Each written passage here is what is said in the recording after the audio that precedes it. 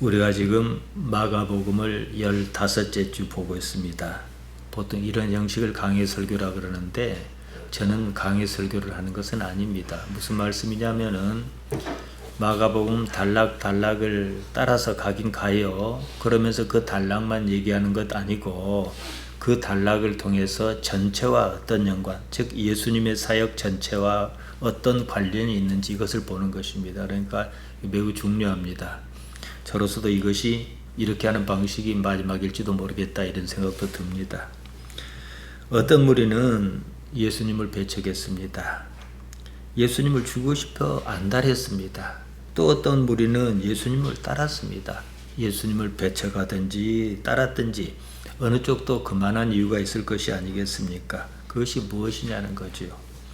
예수님을 배척한 이유는 그동안 자신들이 뭐 어떤 거 해먹었는데 이게 들통나고 공식화하고 빼앗기게 생겼기 때문이다 이거거든요. 예수님께서 무엇을 잘못하신 것은 아니었습니다.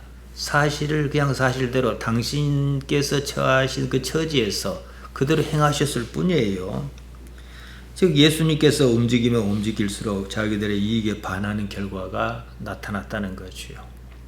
직접 부딪힌 경우도 있었습니다. 이른바 이것을 이제 말을 잘 맞는 사람들은 성전 정화 사건이다 이랬습니다. 이게 결정적인 계기였습니다. 예수님을 죽이겠다 하는 표면적인 이유였지요.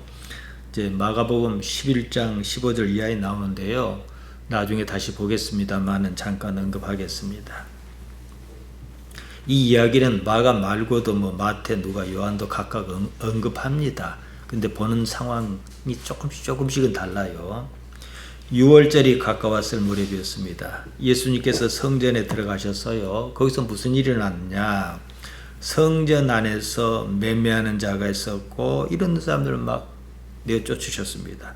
돈 바꾸는 자의 상과 비둘기 파는 자의 의자를 막 둘러 엎으셨어요. 평소에 보던 예수님 모습은 아니었습니다. 무엇 때문에 화가 나셨을까? 그러시면서 아무나 그런 물건을 가지고 성전 안으로 지나다니는 것을 허락지 않으셨다. 우리는 예수님이시니까 그러실만 하다 하겠지만 이들이 볼 때 자기가 뭔데 그러냐는 얘기예요. 또 한편으로 저 사람이 하는 것은 마음에 안 들어도 그 사람 자체를 가지고 문제를 삼을 수 있는 상황도 또 아니에요. 참으로 골치 아픈 사람이 나타난 겁니다. 그러니까 부정한 사람의 사회에서는 부정직한 사람이 권력을 잡았다면 그 사람에게 누가 제일 골치 아프냐? 옳은 사람이에요. 이런 상황이 발생했죠. 마가복음 11장 17절에 보면요. 이에 가르쳐 이르시되 기록된 바 내 집은 만민의 기도하는 집이라 칭함을 받으리라 하지 아니하였느냐? 하나님의 이제 말씀을 인용한 거죠. 너희는 강도의 구렬을 만들었도다. 우리가 가진 성경에서는 강도의 소굴을 만들었도다. 대제사장과 서기관이 이 이야기를 듣고 가만히 있겠습니까? 너희가 강도다 이 말인데요. 겉으로는 하나님을 향한 신앙이 어쩌고 했지만은 속으로는 당장 자신들이 보던 이익이 없어질 판입니다. 그리고 또 백성이 자기들을 어떻게 여길 거냐 이런 것도 있겠지요. 그때나 지금이나 별로 다를 게 없어요. 담임 목사직 세습이 어쩌고 다 떠나 그 일로 누가 이익을 보느냐 이 문제. 하나님께서 이익을 보십니까? 아니에요. 자기하고 자기 아들 아니겠습니까? 이렇게 보면 그냥 답이 나오죠. 그 일로 예수님께는 아무런 이익이 없었습니다. 대개는 이익으로 인한 문제가 터지면 어떻게 말합니까? 복으로 대체합니다. 복 받았다 그런 거예요. 내가 이익을 봤다 이렇게 말 안 해요. 복 받았다 그러죠. 이게 뭔 신앙입니까? 하나님이 아니라 자신의 탐욕을 믿는 것이 아닙니까? 이런 상황에 대해서 사도 바울은 격렬하게 반응했습니다. 지난주에 봤습니다만은 빌립보서 3장 19절에 나오지 않습니까? 그들은 하나님이 아니라 자기 배를 섬긴다 그랬어요. 배. 코일리아입니다. 이 위장을 말해요. 그들은 자기 밥통을 믿었습니다. 이게 하나님이라 그랬다. 상당히 격한 표현이지요. 근데 사실이에요. 요한은 그 상황을 이렇게 묘사했습니다. 성전 정화 사건을요. 요한복음 2장 15절 16절에 나오는데요. 노끈어 채찍을 만드사 양이나 소를 다 성전에서 내어 쫓으시고 돈 바꾸는 사람들의 돈을 쏟으시며 상을 엎으시고 비둘기 파는 사람들에게 이르시되 이것을 여기서 가져가라. 내 아버지의 집으로 장사하는 집을 만들지 말라. 더 격렬하게 표현했지요. 예수님께서 과격하고 거칠게 반응하셨습니다. 평소 같으면 상상할 수 없는 모습이었습니다. 어째서 그렇게까지 하셨는가? 이것을 봐야겠지요. 마태는 똑같은 내용에 이런 얘기를 덧붙입니다. 마태복음 21장 14절에서 16절입니다. 소경과 저는 자들이 성전에서 예수께 나오며 고쳐주시니, 이 부분이 더 들어가 있지요. 대제사장과 서기관이 예수의 하시는 이상한 일과, 자기들이 볼 때는 이상한 거예요. 또 성전에서 소리질러 호산나 다윗의 자손이여 하는 아이들을 보고 분하여, 왜냐? 민심이 글로 가버릴 것 같고 저 사람의 말을 믿을 것 같으니까. 그러면 나는 뭐냐는 거예요. 내가 보는 이익도 그렇지만요. 분하여 예수께 말하되 저희 하는 말을 듣느뇨? 그러니까 당신이 뭔데 저런 소리를 듣고 가만히 있냐 말이에요. 우리는 하나님의 아들이라고 신앙 고백을 하기 때문에 그럴 수 있지 않냐 하지만 이들은 아니었다는 거예요. 이 상황에서 대제사장과 서기관이 분했다 그럽니다. 민중의 관심이 자신들에게 불리하게 돌아가고 있다, 이걸 느꼈던 거지요. 대제사장이나 서기관이나 자신들은 하나님을 섬긴다고 하지만 사실은 핑계였다는 거예요. 그들은 자기 자신의 탐욕을 섬겼습니다. 우상숭배보다 더하죠. 오늘날도 그래요. 그래서 저는 그걸 비난하기에 앞서서 담임 목사직을 세습하고 어쩌고 이걸 비난하기에 앞서서요. 왜 그런가? 이걸 알려주고 싶은 거예요. 지적한다라기보다도. 영원한 세계에 대해서 그림이 없으니까 그런 거잖아요. 누가는 이렇게 말했습니다. 누가복음 19장 47절 48절입니다. 예수께서 날마다 성전에서 가르치시니 대제사장과 서기관과 백성의 지도자가 그를 죽이려고 꾀하되, 예수님을 막 죽이려고 막 해요. 백성이 다 그에게 귀를 기울여 들으므로 어찌할 방도를 찾지 못하더라. 따르는 사람이 많다 보니까 민심이 어떻게 하면 곤란하잖아요. 그들은 예수님을 죽이려고 했습니다. 당장 어찌할 방도를 찾지 못하였습니다. 근데 이것은 무엇과 같습니까? 예수님께서 종종 내 때가 이르지 아니하였다 이런 말씀 하셨죠. 요한복음 2장에 보면 물로 포도주를 만든 사건이 나옵니다. 연회장에 포도주가 다 떨어져 버린 거예요. 예상치 못했지요. 그러니까 마리아가 예수님께 어떻게 해봤으면 좋겠다 이런 얘기를 해요.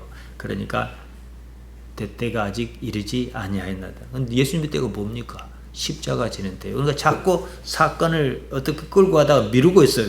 왜냐하면 그 사이에 십자가가 있고 지금 현재라고 하면 요 사이에 뭔가가 알려줄 게 있어야 하잖아요. 그냥 여기서 십자가 사건이 있어버리면 아무것도 알려주는 바가 없단 말이에요. 그 나라를 알려줄 수가 없지요. 아무튼요, 예수님 때문에 백성의 관심이 바뀌고 있었습니다.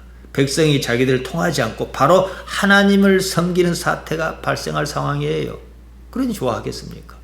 물론 이들이 정말로 하나님을 섬기는가, 이건 우리가 다 아는 내용입니다만, 한편으로는 네 가지 복음서 마태, 마가, 누가, 요한 복음서 중에서 요한은 이 사건을 매우 일찍이 언급하고 있다는 사실이에요. 요한복음이 21장까지인데 2장에 나와요. 맹물로 포도주 만드신 사건 바로 다음에 나옵니다. 마가복음 16장까지 있고 마태복음 28장까지 있고 누가복음 24장까지 있는데요. 다른 복음서에 비해서 요한복음은 유독 앞에 기록하고 있습니다. 그만큼 관점이 달라요. 다른 얘기할 게 더 많았다 이 말이에요. 마태, 마가, 누가는 같은 관점에서 예수님의 사건을 봅니다. 그래서 공관복음이다 이럽니다. 공동의 관점이 있거든요. 반면 요한복음은 상당히 다릅니다. 그만큼 예수님의 사건을 자기가 이해해가지고 소화해가지고 말했다. 그래서 요한의 신학이 들어있다 이거거든요. 당신은요 그리스 문명의 영향 하에 있었기 때문에 지금도 크게 다르지 않다 보겠습니다만은 이 헬라 철학, 그리스 철학의 바탕으로 설명하려고 했던 거예요. 때문에 단지 그런 일이 있었다 이 관점에서 그치지 않고 자기 나름대로의 인류와 창조의 근본적인 문제, 신학적 관점으로 끌고 갔다는 것입니다. 그래서 아예 요한복음 1장 1절을 어떻게 시작합니까? 다른 복음과 다르지요. 태초에 로고스가 있었다. 이렇게 시작하지 않습니까? 마태, 마가, 누가가 그냥 사건을 봤다면 요한은 사건의 의미를 해석했습니다. 성경을 비교해서 폭넓게 볼 필요가 있지요. 성전이 아니라 강도의 소굴이었습니다. 아무튼 이것이 예수님을 죽이려는 직접적 원인으로 작용했습니다. 더구나 예수님에게서는 아무런 흠도 찾을 수가 없었어요. 그들에게 이게 더 문제였던 거예요. 차라리 강도짓을 했거나 그럴 만한 것을 했으면 좋겠는데 그러지도 않으시고 또 율법을 어겼다고 자꾸 따지면은 거기에 대해서 변명도 못할 대답을 또 하시는 거예요. 예수님 때문에 지금까지 잘 누리던 이익을 당장 포기해야 하는 경우가 생겼다는 거지요. 당시 성전 안에서는요, 소와 양과 비둘기 파는 사람과 돈 바꾸는 사람이 있었습니다. 이걸 이해해야 해요. 그땐 제사 시대입니다. 소득에 따라 소와 양과 비둘기 있는 사람은 소, 그보다 좀 없는 사람은 양, 아주 가난한 사람은 비둘기로 희생의 제사를 드렸어요. 원래는 자기가 기르던 것을 가지고 와서 제물로 바쳤단 말이에요. 그러지 못한 경우도 있을 것 아니겠습니까? 그런 부득이 그 안에서 사서 제물로 드릴 수도 있었지 않겠습니까? 근데 문제는 여기에 제사장의 거민이 필요했다는 거예요.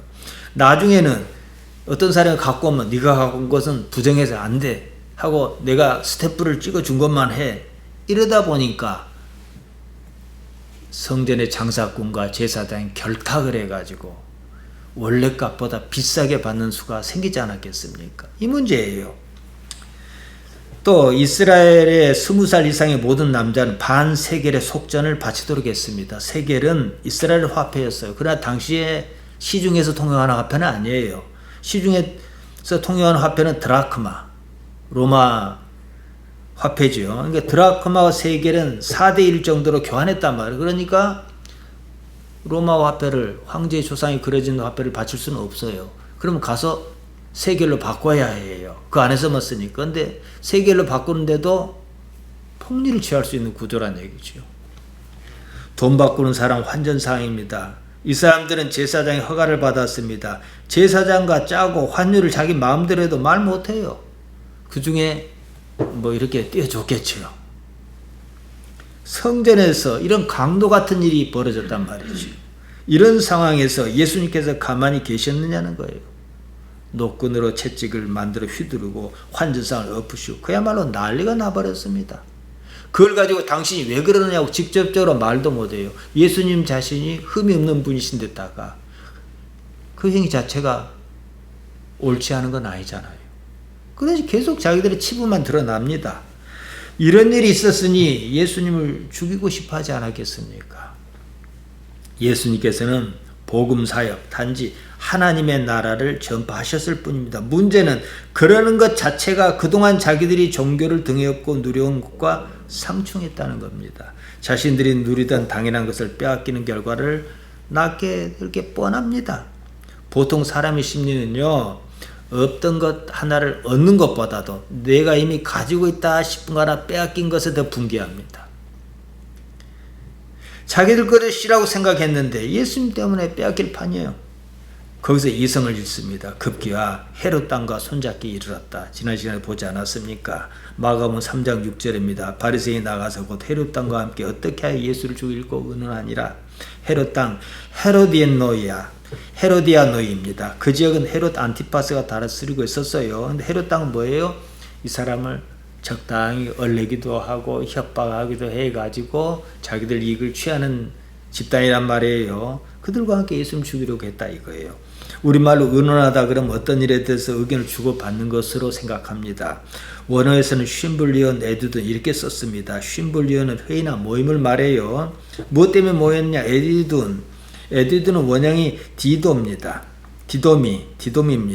디도미는 준다 이 말이에요. 근데 이게 3인칭, 능동, 직설, 미완료 여러 가지 그 쓰임새가 있잖아요. 써가지고 에디둔 이렇게 썼단 말이에요. 그러니까 쉼블리온 에디둔 이렇게 원래 의미로 보면 바리새인이 헤롯 땅과 협의하는 자리에 자기들의 의견을 디도미 줬다는 거예요.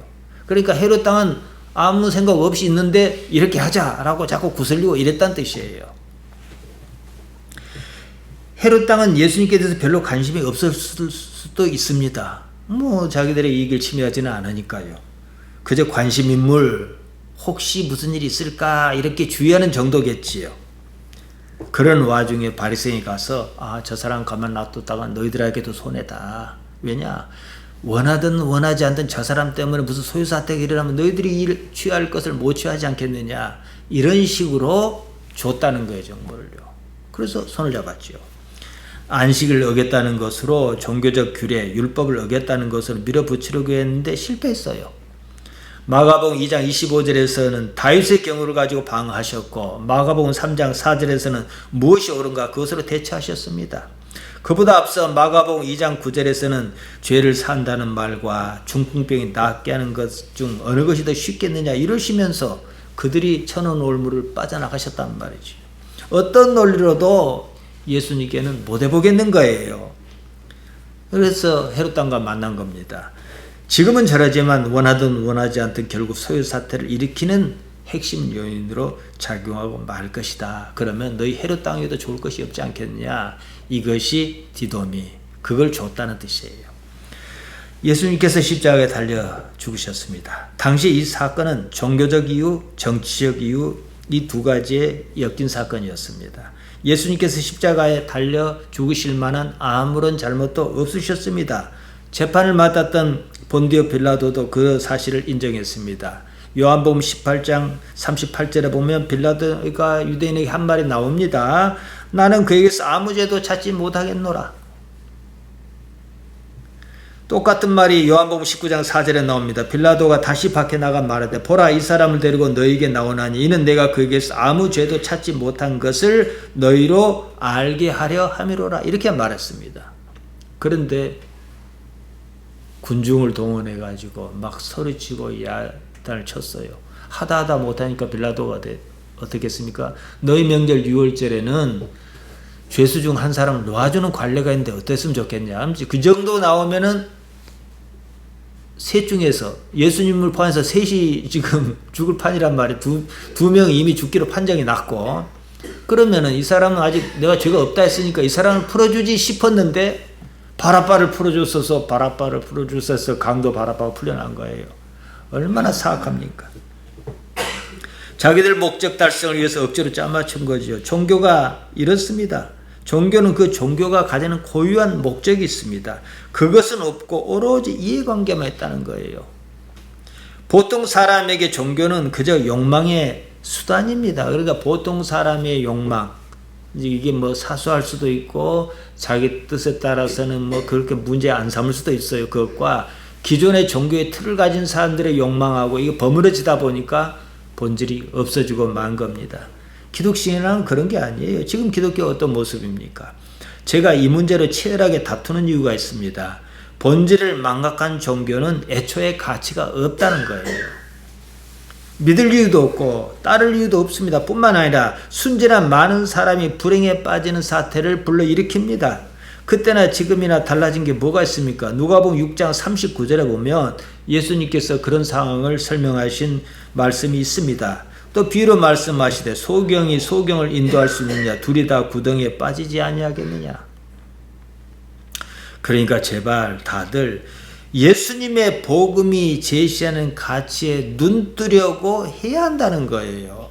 이해를 하든지 못하든지 하나님 나라 있으면 하나님의 나라가 뭘 말하는지 애써야 한다는 거예요. 지금 그러고 있냐는 거예요. 교회마다요. 사실요 예수님을 믿는다는 것은 그렇게 쉬운 일은 아닙니다. 왜냐 나중에야 어쨌든 나중에 복을 받든 뭐 어쨌든 간에요 당장은 나를 다 내려놓아야 해요. 그걸 안 하지요. 그러니까 이 자기 자신을 내려놓는다는 것은 그 자체가 진통이 있어야 하거든요. 누가 내려놓습니까? 삶에서 잔뜩 얻어터진 사람은 그나마 내려놔요. 이판사판이니까. 그렇지 않습니까? 그래서 되게 뭐 저도 그런 경험이 있습니다만은 가졌는데 내려놓는다? 불가능해요. 깨져야 합니다. 예수님을 믿겠다고 교회에 나왔습니다. 사실은 예수를 믿겠다고 교회 나온 게 아니라요. 교회 나오고 나서 예수를 믿겠다 그런 겁니다만은요. 아무튼 그래요. 교회 나왔다는 것은 이제 대문은 넘어선 거예요. 안방에 들어선 건 아니에요. 방문을 열 생각도 안 한 겁니다. 그래서 제가 이것을 장자에 나오는 고인지조백이라는 고사를 말씀드린 적이 있어요. 고인지조백. 옛 성현의 말씀은 아무리 좋아도 조백이다. 술지개미에 불과하다 이 말이에요. 술찌꺼기는 술 냄새는 풍기지만 술은 아니지 않습니까? 성현의 말씀 비록 좋으나 일단 그가 죽은 이상, 고인 이상 그 말씀은 술 냄새를 풍기는 지게미와 같다 이 말이에요. 예수님을 믿는 냄새는 나요. 교회 다니니까. 실상은 예수님을 믿는 게 아니라는 얘기예요. 냄새만 풍길 뿐이라는 거예요. 이게 현실입니다. 사도 바울은 디모데에게 그런 사람에게서 돌아서라. 어떤 사람입니까? 디모데후서 3장 5절에 나옵니다. 경건의 모양은 있으나 경건의 능력은 부인하는 자다. 모양만 있다. 고인지 조백과 같이 술 냄새만 나는 술찌꺼기와 같다. 이 말이죠. 참으로 안타깝습니다. 많은 무리가 예수님께 나와왔습니다. 예수님께 행하신 큰 일을 듣고 왔다 그럽니다. 다들 문제를 안고 있었어요. 주로 그때 당시에는 병자가 많았지요. 문제가 없는 사람이 어디 있겠습니까? 문제가 없었다면 예수님을 찾지도 않았을 것입니다. 그러니까 이 문제라는 것은 다 나쁜 게 아니에요. 나를 예수님께로 인도하는 그 디딤돌이니까요. 그들은 삶의 문제에 부딪혔습니다. 스스로 해결할 수가 없었습니다. 그 때문에 삶이 아니었지요. 예수님을 찾은 직접적인 원인이 무엇이었느냐 이거죠. 결론은요. 예수님은 삶의 문제 해결 이것이었어요. 그들에게는요. 만약에 그것이 최종 결론이라면 그 문제만 해결하면 예수는 필요 없지 않겠습니까? 그래서 10명의 나병 환자 중에 나머지 9은 어디 있느냐 이러신 거예요. 누군가가요 예수님 믿겠다 교회에 나왔습니다. 당장의 문제 해결이 교회에 나온 이유였습니다. 그렇다면 문제는 계속 생겨야 합니다. 또 그 때문에 예수님을 계속 찾아야만 하는 상황이 발생하지 않겠습니까? 그래야 그나마 교회에 남을 테니까 말이에요. 문제 해결로 끝나버리면 안 나와버려요. 그런 사람들 있잖아요. 별 문제가 없어요. 그러니까 그냥 예배당에 앉아있는 시간이 좀이 쑤시고 허리도 아프고 잠도 오고 그런단 말이지요. 그러나 아직 문제 해결을 할까 말까 해결할 수 있을 것 같다. 그런 상황에 있는 사람은 어떻게 했어요? 일단은 눈을 똑똑 뜨고 예배에 참여하고 그럴 것 아니겠습니까? 문제 해결이 끝났어요. 그러니까 안 나와요. 그러나 문제 해결을 계속 해야 하는 상황이 있을 수 있어요. 예수님을 믿는 것도 아니고 안 믿는 것도 아니고 교회에는 이런 사람이 많습니다. 삶의 문제란요. 한 번 부딪혔다 하면 끝장을 봐야 해요. 그 사건 하나는요. 당장 그 문제 하나를 해결했다 해서 거의 끝나는 건 아니라는 거예요. 그것은 단지 하나의 문제이기 때문에 그래요. 또 다른 문제도 있을 수 있다는 거예요. 계속 발생하죠. 삶이 이렇다는 것을 이해하려고 하지 않는다는 겁니다. 자기 삶을 성찰하지 않아서 그럽니다. 그렇기 때문에 문제가 또다시 발생해도 못 깨달아요. 지난번 어떤 문제 때문에 내가 이것을 알았다 그러면 그 다음 문제가 발생하기 전에 한두 번 그러다가 말해야 하는데 또 문제 발생하고 또 좋다 그러다가 또 문제 발생하고 이런 식이라는 거죠. 아들이 이혼해도 못 깨닫고 딸이 잊을만 하면 한 번씩 사고를 쳐도 깨달을 생각 없습니다. 완전히 지칠 때까지 끝까지 가요. 완전히 무너져야 합니다. 그것이 무슨 신앙입니까? 자기 요구, 자신의 욕망, 자기 생각을 놓지 않고 붙든 결과입니다. 교회만 다녔지 여전히 육체에 속한 사람입니다. 그러면서 나이만 들어갑니다. 그러면서 내가 뒤집어지지 않고 그러면서 나이만 들어가니까 뭐예요? 고집, 완고해지는 거죠. 더욱 견고해지죠. 애초에 회개, 메타노이아라는 사태를 경험했어야 하는데 그런 경험이 없습니다. 자기가 무너지는 경험을 했어야 합니다. 그러니 기회만 있으면 어떻게든 자기를 세우려고 그래요. 그 삶에 무슨 행복이 있겠는가? 복이라는 것을 요새는 다 돈으로 치환하지만 돈 지우고 봅시다. 예수님 믿으면 복 받아야 해요. 행복해야 하는 거예요. 제가 지난해 12월 4일 주일과 그 다음 주일에 주체의 이동이란 말을 처음으로 썼습니다. 믿음은 주체의 이동입니다. 나의 주체는 이 육체 사르크스가 아니에요. 다른 무엇입니다. 다른 그 무엇을 무엇이라 하느냐? 무엇이랍니까? 영, 푸뉴마라지요.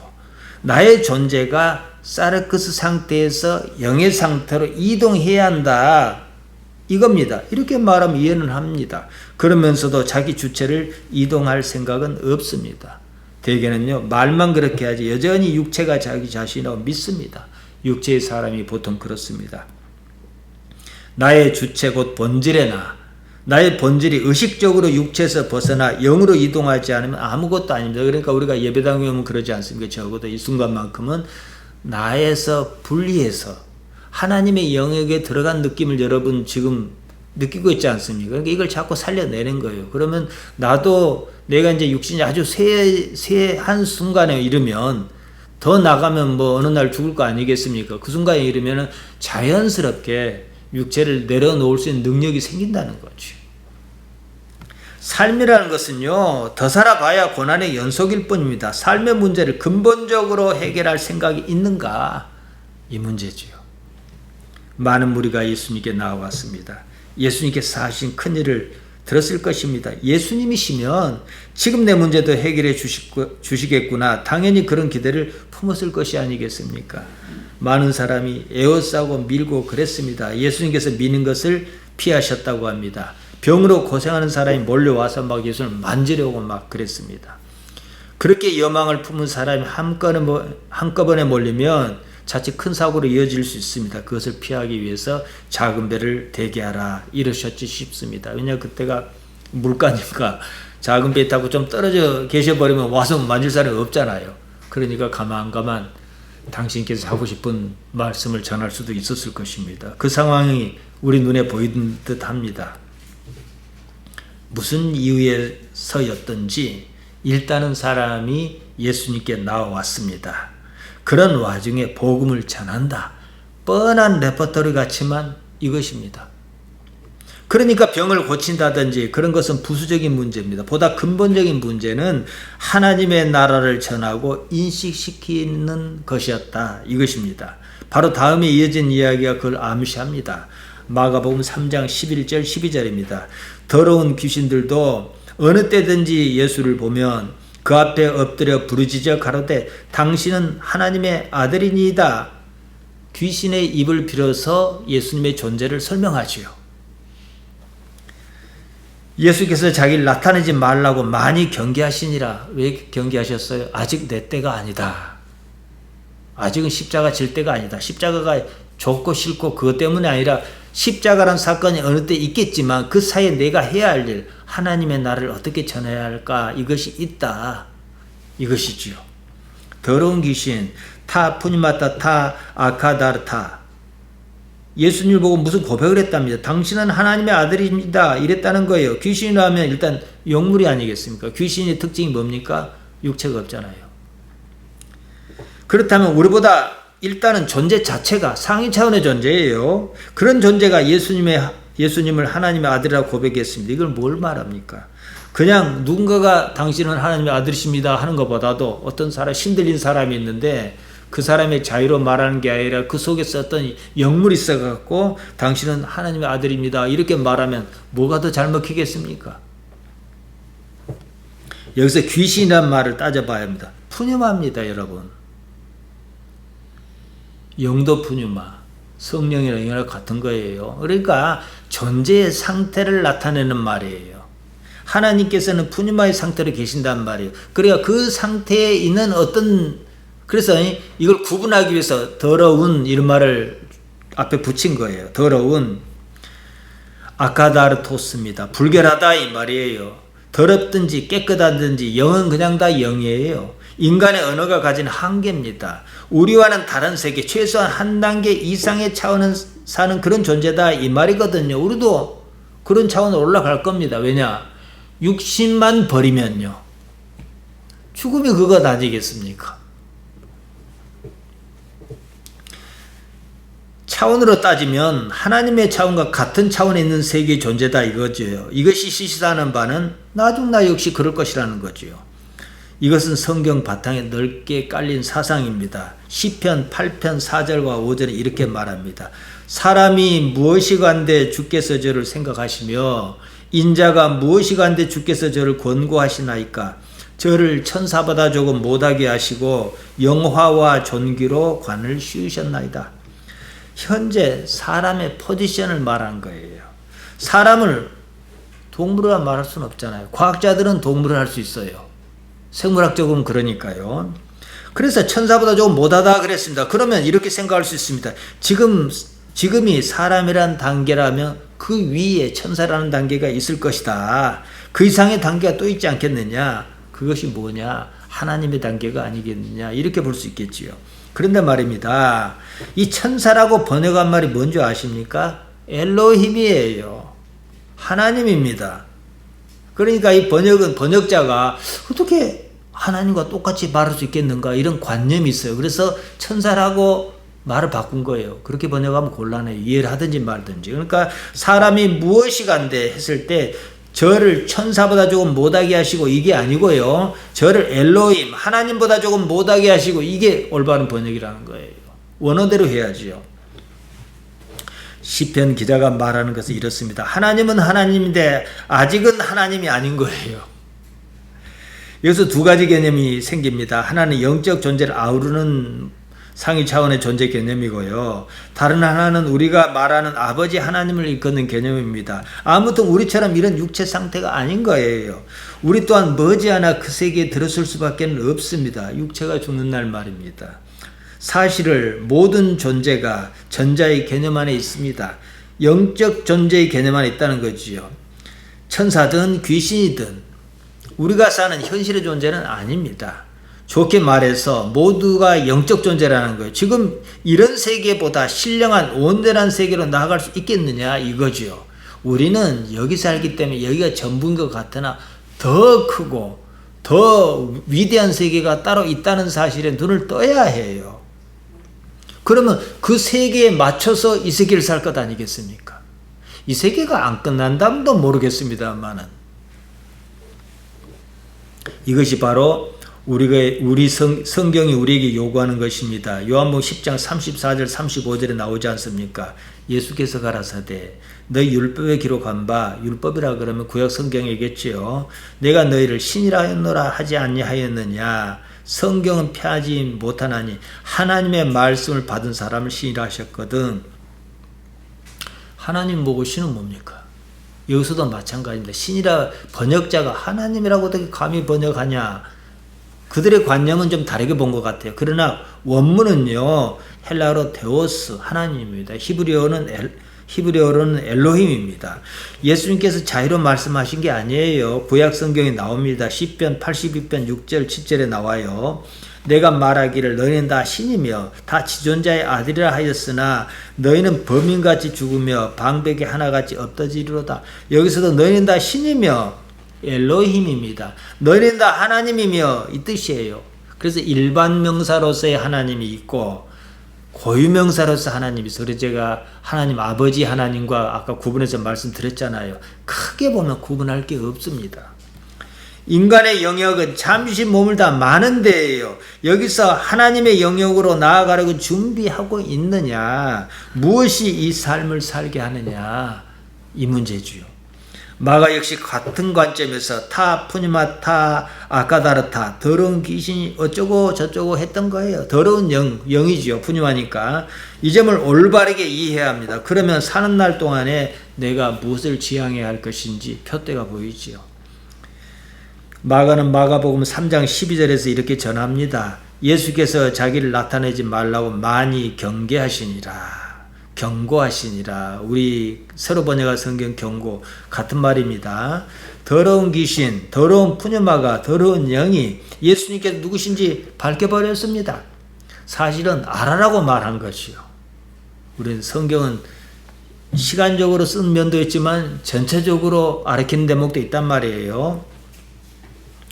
일단 영이니까 예수님 알아봤을 것이 아니겠습니까? 예수님께서 당신께서 누구신지 나타내지 말라고 경고하셨다 그럽니다. 경고하다.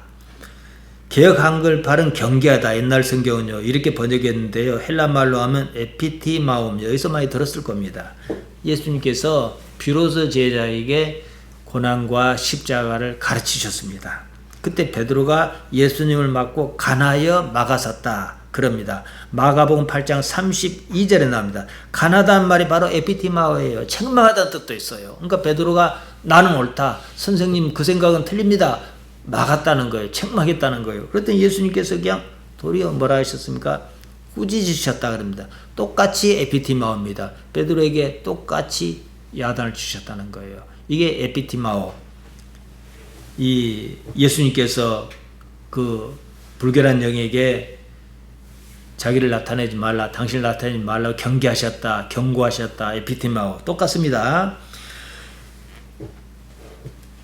시제말로 하자면 그러면 너는 죽을 줄 알아라 이런 뜻이지요. 이것은 내 때가 아직 이르지 않았다. 아까 말씀드렸어요. 요한복음 2장에서요. 자 봅시다. 이거 좀 이상하잖아요. 막 서로 짜고 하는 것 같습니다. 바로 이 점이 일반적 사건의 진술과 다르다는 겁니다. 어떤 의도를 가지고 사건을 기록했다. 그러니까 마가가 전하려고 하는 큰 어떤 그림이 있어요. 이걸 설명하기 위해서 이것저것 막 얘기한다 이 말이에요. 그러니까 이것저것이 중요한 게 아니라 이것이 중요하다는 거예요. 그 의도를 읽는 것이 우리가 해야 할 일이라는 말이지요. 지금 우리에게 예수님의 존재 가치는 우리가 이 세상을 사는 의지의 표상입니다. 의지는 뭐냐? 내가 뭘 하려고 한다든지 뭘 하겠다든지 그런 의식적인 마음입니다. 표상이란 표대로 삼을 만한 그 대상을 말합니다. 예수님께서 우리의 의지의 표상이어야 한다. 이 말은 뭡니까? 우리가 의식적으로 예수님을 닮아가야 한다 이 말이에요. 그 생각을 읽고 닮아가야 한다. 표상해야 한다 이 말이죠. 먼저 예수님을 믿는다 그러면 이 말의 의미를 제대로 이해해야 합니다. 여러분은 이미 아실 겁니다. 예수님을 믿는다는 말의 목적어가 빠졌습니다. 예수님의 무엇을 믿는다 이거예요. 그 무엇이 뭐냐는 거지요. 대개는 이런 고민조차 안 해요. 그냥 예수를 믿는다 그래요.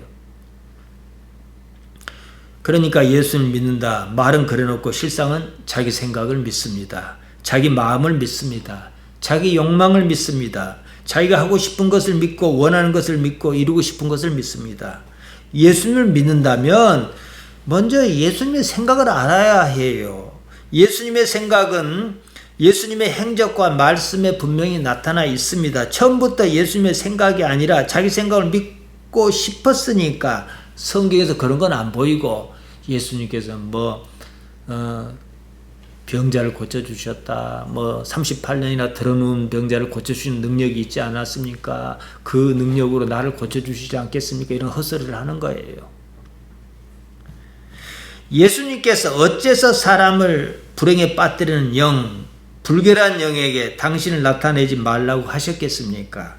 아직은 마가가 전하는 이야기 초반입니다. 중반을 거쳐 후반에 이르면 무엇이 나옵니까? 십자가가 나오지 않습니까? 여기서는 일단 예수님의 십자가에 대한 자신의 모든 관념을 내려놔야 합니다. 예수님의 사건을 아주 담백하게 봐야 해요. 나의 죄 때문이다, 대속이다 이런 관념의 잣대로 보면 예수님의 사건은 응당이 있어야 할 사건이에요. 고마워할 것도 없어요. 그 이상도 아니에요. 그렇게 보면요. 쉽게 말해서 예수님을 모르는 사람에게 예수님께서 당신의 죄를 담당하시고 죽으셨다 이렇게 말하면 어떻게 나올 것 같습니까? 그런데 어쩌라고 이럴 거 아닙니까? 누가 언제 나 죄로 인해서 죽으라 그랬대? 이렇게 말할 거잖아요. 그러면은 예수님의 십자가 사건은 선택적 사건에 지나지 않습니다. 흔히 하는 말로 믿는 자에게는 의미가 있지만 믿지 않는 자에게는 의미가 없는 얘기예요. 흔히들 예수님께서 나를 위해 죽으셨다 그럽니다. 나의 동의도 없이 당신 마음대로 죽으셨습니다. 내가 태어나기도 전에요. 내가 죄를 짓기도 전에요. 이게 무슨 말입니까? 누가 언제 나를 위해 죽어달라고 했느냐 이 말입니다. 이러다 보니까 예수님의 사건이 특정 집단에 의해서 그들만의 사고 체계 안에서 그들의 사태만으로 그치고 만다는 거 이게 현실적이지 않습니까? 도대체 무엇을 믿는다는 거예요? 예수님께서 나 때문에 죽으셨다는 사실 자체를 받아들일 수가 없는데 그것을 믿으라고 우격다짐하고 이럽니다. 일단 믿으래요. 당사자 입장에서는 정신병에 걸리지 않고서 어떻게 믿을 수 없는 것을 믿겠느냐 이러지 않겠습니까? 그러니까 이게 뭐 어떤 집단 체면 비슷하게 나가는 거예요. 바로 이 때문에 사람의 아들 그분을 보자는 거예요. 대속이고 뭐고 일단 다 한켠으로 밀쳐놓고 말이지요. 나사렛 출신 그분께서는 십자가를 져야 할 아무런 죄도 없으셨습니다. 그런데도 어떻게 십자가를 지셨을까? 이렇게 고민해야지요. 객관적으로 봐야죠. 객관화시켜야만 그 객관이 나와 연결이 돼요. 오늘 제가 지금까지 한 설교를 다 들은 사람이라면 예수님께서 어떻게 십자가를 진리를 자꾸만 만드셨을까? 왜 자꾸 부딪히셨을까? 그러면 죽기밖에 더 하겠느냐? 왜 그랬을까요? 이렇게 생각이 깊어질 것입니다. 여기서 우리는 어떤 여지를 발견합니다. 그것이 바로 온전한 믿음의 여지라는 겁니다. 당연히 십자가를 지시하는데 이래버리면 단지 그랬을 뿐이에요. 대개는 자기 신앙에 확신을 가지려고 하나님이란 존재를 증명하려고 합니다. 하나님의 존재를 증명하는 것은 어리석은 거예요. 그 전에 지금 내가 사는 이 세계가 전부인가? 이것부터 따져야 해요. 자, 여러분 한번 보세요. 이 삶이 전부라면 이 세계에 사는 이 삶은 정말로 아무것도 의미가 없다는 사실이에요. 무슨 말이냐? 자, 주의깊게 들어보세요. 이 삶이 전부입니다. 모든 것이에요. 근데 의미가 없어요. 왜 의미가 없습니까? 죽을 거니까요. 안 죽으면은 또 모르겠습니다. 죽으면 다 끝나잖아요. 자, 잘 살면 뭐하고 못 살면 뭐 하겠습니까? 더 살면 뭐하고 덜 살면 뭐 하겠습니까? 죽으면 다 끝나는 일인데 말이죠. 바로 세상을 그렇게 인식하기 때문에요. 다 죽으면 끝난다. 그러니까 어떻게 해요? 잊을만 하면 히틀러 같은 사람 나오고 러시아 푸틴 같은 사람이 나와서 그런 이상한 짓을 하는 거예요. 다른 세상이 있다 하면 해보세요. 확신이 있어. 그렇게 할 수가 없죠. 자, 그렇게 살든 뭐 공자님처럼 살든 이 세상이 전부라면 무슨 의미가 있겠습니까? 사는 것이 의미가 없다는 사실을 일단 알았습니다. 몰랐다면 남이 하는 대로 살았을 것입니다. 그래서 안 살고 그냥 죽어버린 사람도 있어요. 우울증에 빠져 스스로 삶을 마감하는 사람들이 가끔 있습니다. 안타깝습니다. 우울증이 무엇입니까? 어떤 이유로 뭐 이거 신경적이든 호르몬적인 어떤 이유로 삶의 의미가 없어진 거예요. 그러니까 죽기밖에 더 하겠습니까? 그러니까 살아도 그만, 죽어도 그만, 매일만이다 이 말이에요. 우리가 지금 그런 삶을 얘기합니까? 다른 삶이 있다고 한번 생각해 보십시오. 문제는 다른 삶이 어떤 삶인지 보통은 그림이 없는 거예요. 그러다 보니까 그냥 교회 다니면서 할렐루야 하면서 고민 조금 하다가 아이고야 하고 또 그냥 삽니다. 이 삶이 다가 아니라는 인식이 있어요. 다른 삶을 찾아야 할 것 아니겠습니까? 그 다른 삶이 무엇이겠느냐? 생각해야 하지 않겠습니까? 다시 나사렛 그분 얘기를 합니다. 이래서 나사렛 그분이 필요한 거예요. 그분께는 이 삶이 다는 아니었습니다. 다른 삶이 있었습니다. 그 사실을 알았기 때문에 그렇게까지 살려고 하지는 않으셨다는 거예요. 다른 삶이 있어요. 여기서 이렇게 대충 살고 나쁜 짓 하면서 남 것 좀 훔쳐올 만하면 훔쳐먹고 이렇게 살지 않으셨다는 거예요. 다른 삶이 있으니까요. 그 삶이 진짜니까요. 사는 것과 상관없이 당신께서 하여야 할 일을 하셨습니다. 옳은 건 옳다 그러셨고 아닌 건 아니라 하셨어요. 이 때문에 죽으신 거예요. 죽는다도 상관없었습니다. 삶은 상관없었습니다. 하나님 아버지만 상관 있었습니다. 여기서 다시 생각해 봅시다. 이 삶의 모든 것이었다면 그렇게까지 하셨겠는가? 뭐 나쁘게 살지 않더라도 말이에요. 한편으로 예수님께서 전파하신 것은요, 하나님의 나라였습니다. 마가복음 첫머리에 나오지 않습니까? 하나님의 나라라는 것은 하나님께서 왕으로서 주권자로서 지금 우리가 사는 이 세상을 통치하고 계신다 이 뜻입니다. 따라서 십자가조차도 하나님의 주권 아래 일어난 일이다. 이 세상이 마음에 들든 마음에 들지 않든 하나님의 나라예요. 근데 십자가 사건이 있었어요. 오히려 내가 뭔 잘못을 해서 십자가를 진다 그러면은 이해는 할 수 있어요. 근데 이해할 수 없는 사건이 벌어졌어요. 그조차도 하나님의 통치 아래 있다는 이런 인식이 없다면 십자가를 질 수 있었을까요? 예수님께서는 옳은 것은 옳다고 아닌 것은 아니라 하셨습니다. 십자가형을 받고 죽을 만한 어떤 잘못도 저지르지 않으셨습니다. 그런데도 십자가에 내몰으셨습니다. 누명이었지요. 자칭 하나님이라며 하나님 모욕했다는 누명은 사회적 소유를 일으킬 만한 위험 인물이라는 누명이었습니다. 예수님을 죽이기 위해서 억지로 그런 누명을 씌우지 않았습니까? 재판을 맡은 본디오 빌라도조차도 예수님께는 아무런 죄도 찾지 못하겠다 그랬습니다. 그러자 제사장과 하석이 나서서 예수님을 십자가에 못 박으라고 그의 야단이었습니다. 빌라도가 정 그러면 너희가 친히 데려다가 십자가에 못 박으라 이렇게까지 했습니다. 요한복음 19장 6절에 나오지요. 예수님께서는 십자가에 달려 죽을 줄 아셨습니다. 그럼에도 어째서 그 길을 가셨는가? 이것이 십자가 사건의 핵심입니다. 이 세상 말고 다른 세상이 있었기 때문이라는 거죠. 이 세상과 그 세상 모두가 하나님의 주권 안에 있다는 사실입니다. 십자가조차도 말이죠. 이때 십자가를 부정하면요, 곧 하나님을 부정하는 것이고 맙니다. 십자가는 삶의 형편이에요. 그 이상도 아니고 이하도 아닙니다. 하나님의 세계에 이루고자 하는 그것을 어떤 것도 막아설 수가 없습니다. 앞서 요한복음 10장 34절 35절을 말씀드렸습니다. 내가 신의 영역, 하나님의 영역, 데오스의 영역에 이르려는 바로 그 세상이라는 거죠. 다시 말씀드립니다. 이 세상이 다는 아니라는 사실입니다. 확실한 증거가 뭐냐? 죽음이잖아요. 이 세상이 다라면 죽음이 없어야 하잖아요. 이 삶은 머지않아 끝납니다. 여러분은 그 세상을 꿈꾸며 지금 이 세상을 삽니까? 무엇 때문에 예수님을 찾았던지 간에 예수님이 여러분이 이 세상을 사는 의지의 표상입니까? 아니면 다른 무엇이 있습니까? 그 무엇이 무엇이냐는 거죠. 없잖아요. 이 삶이 무엇인지, 무엇이 이 삶을 살게 하는지, 이런 삶이 왜 있는지 여러분 깊이 생각하고 또 생각하시길 바랍니다. 기도하십시다. 하나님 우리 아버지, 우리를 인도하시나이다. 영혼의 세계에 이를 수 있도록 그 그림을 우리에게 주옵소서. 예수님 이름으로 기도하옵나이다. 아멘.